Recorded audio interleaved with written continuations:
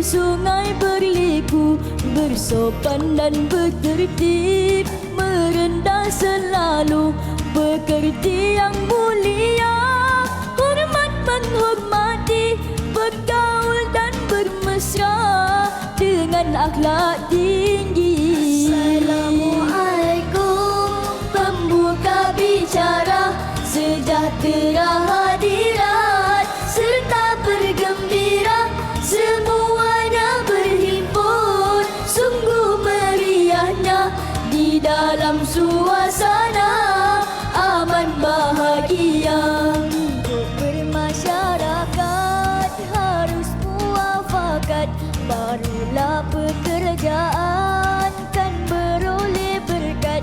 Contohi Rasulullah, di setiap waktu datanglah keberkatan di segenap pintu.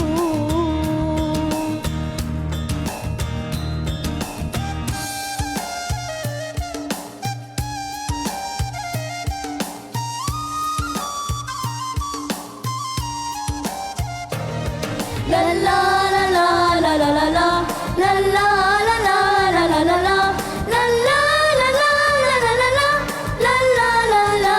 la.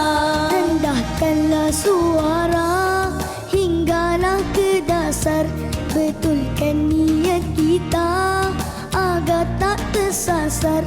Andai tersilap kata, terkasar bahasa, maaf dan bermaafan lah sesama kita. Assalamualaikum, pembuka bicara, sejahtera hadirat serta bergembira, semuanya berhimpun, sungguh meriahnya di dalam suasana aman bahagia.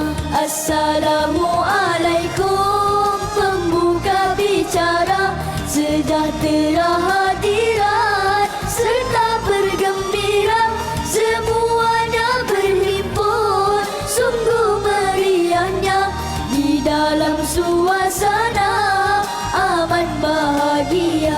Baka arang masa bahulu untuk jamu para tetamu, aib orang jangan dihidu, aib sendiri tutup selalu.